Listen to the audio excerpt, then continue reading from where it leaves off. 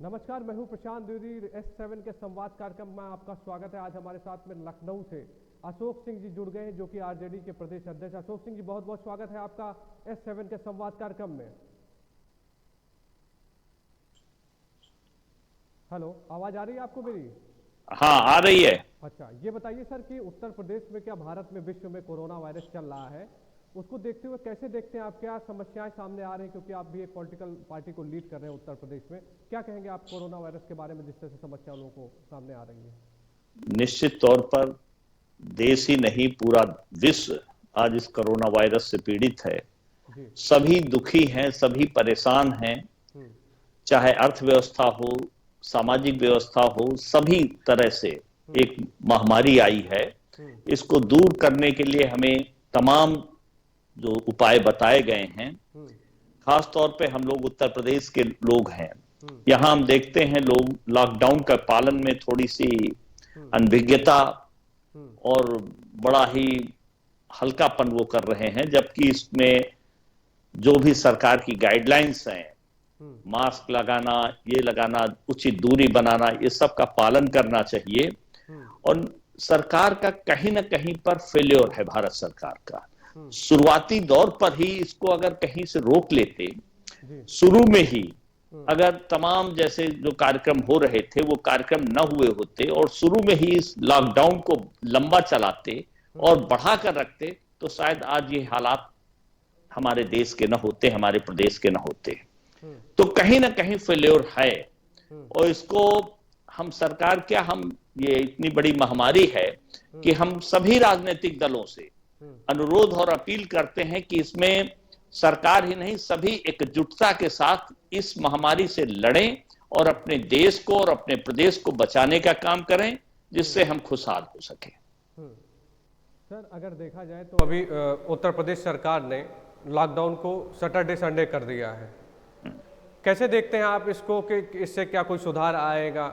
हम लोग लगातार हम इसमें नहीं मानते हैं। हम नहीं मानते हैं कि 2 दिन के ये 40 घंटे 50 घंटे के लॉकडाउन से कहीं सुधार हो सकता है। लॉकडाउन बढ़ाना चाहिए, सख्ती से इसको पालन कराना चाहिए। अब गांव में भी फैल रहा है, निरंतर रोज लगातार है। हमारे हॉस्पिटल्स उतनी अच्छी सुविधाएं नहीं दे पा रहे हैं। मैं धन्यवाद देता हूं अपने डॉक्टर्स को, नर्सेस को, सफाई कर्मियों को, पुलिस सेवाओं के लोगों को, जिन्होंने दिन रात 24 घंटे खड़े होकर इस देश के लोगों की सेवाएं की हैं। लेकिन कहीं ना कहीं सरकार की फेल्योर है, जो अच्छे ढंग से इसको लागू नहीं कर पा रही है। लॉकडाउन बढ़ाना चाहिए, जरूरत है बढ़ाने की। जी। अच्छा सर, हमें ये बताइए कि चलिए कोविड की बात हमने आपसे कर ली।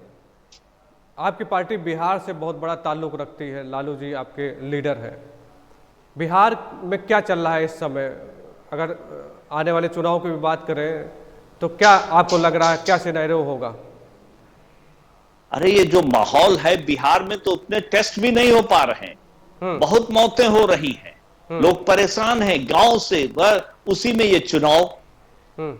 सरकार को चाहिए इस समय राजनीति न करके, जिस तरह राजस्थान में, मध्य प्रदेश में कोरोना, ये राजस्थान मध्य प्रदेश की राजनीति का दुष्परिणाम है।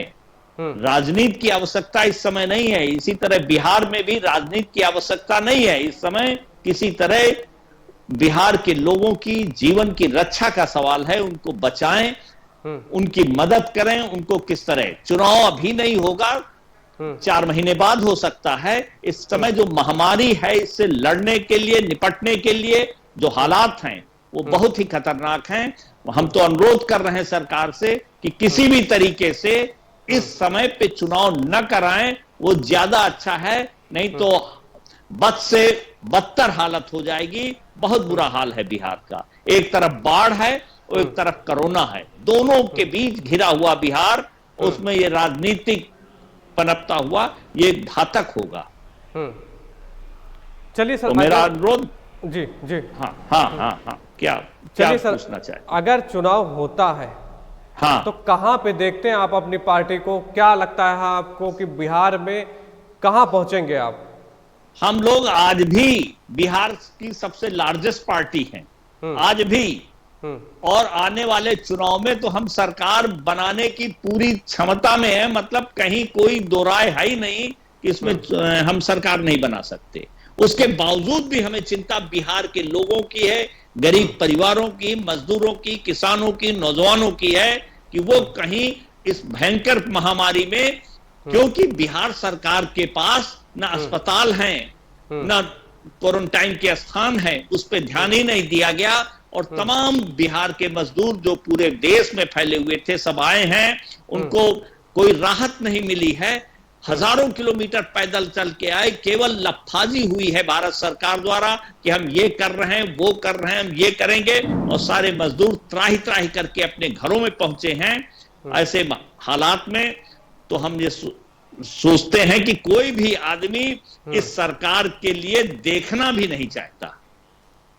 नहीं सर, मैं ये समझना चाहता हूं कि आपके पार्टी के नेता जिनका जादू पूरे देश में दिखाई पड़ता था, लालू प्रसाद यादव, वो अभी नहीं है, मतलब वो बीमार है और उनको सजा मिली है जिस तरह से जी। तो क्या तेजस्वी का जादू इतना दिखाई पड़ेगा कि बिहार में फिर से काबिज हो सकेगी आपकी सरकार? लालू का ही जादू तेजस्वी के माध्यम से फैल रहा, जादू नहीं। लालू एक सम्मान और स्वाभिमान के प्रतीक हैं बिहार में। उस सम्मान स्वाभिमान के प्रतिबिंब के तौर पर तेजस्वी हैं।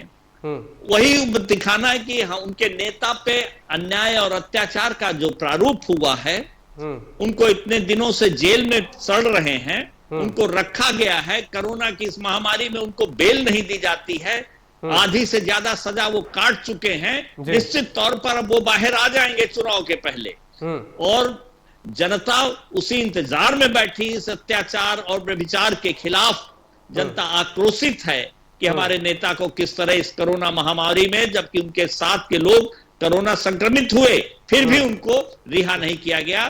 तो ये एक बहुत छोटी बातें हैं, और निश्चित तौर पर इसका बदला बिहार की जनता लेगी और वोट के तौर पर देगी। सर, आप उत्तर प्रदेश को लीड करते हैं पार्टी को, अगर देखा जाए तो जी, तो अपनी पार्टी को उत्तर प्रदेश में कहां देखते हैं आप? क्या सोच है आपकी, ये जानना चाहते हैं हम आपसे।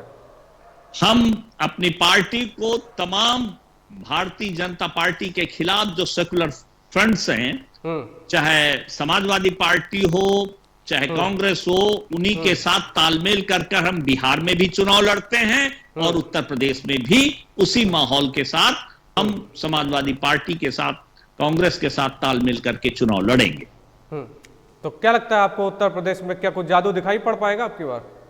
निश्चित तौर पर इस सरकार के खिलाफ एक माहौल है, एक मुहिम है। झूठे वादों और खोखली सरकारों के खिलाफ एक जनता में जन आक्रोश है, जो चुनाव में दिखेगा, 22 में नजर आ जाएगा। चलिए, बहुत बहुत धन्यवाद सर आपका कि आप S7 न्यूज चैनल के संवाद कार्यक्रम में जुड़े, इसके लिए आपका बहुत बहुत धन्यवाद है। तो हमारे साथ में अशोक सिंह थे, लखनऊ से लाइव सीधे जुड़े थे, जो कि आरजेडी के बड़े नेता हैं, और संवाद में फिर होगी आपसे मुलाकात। नमस्कार।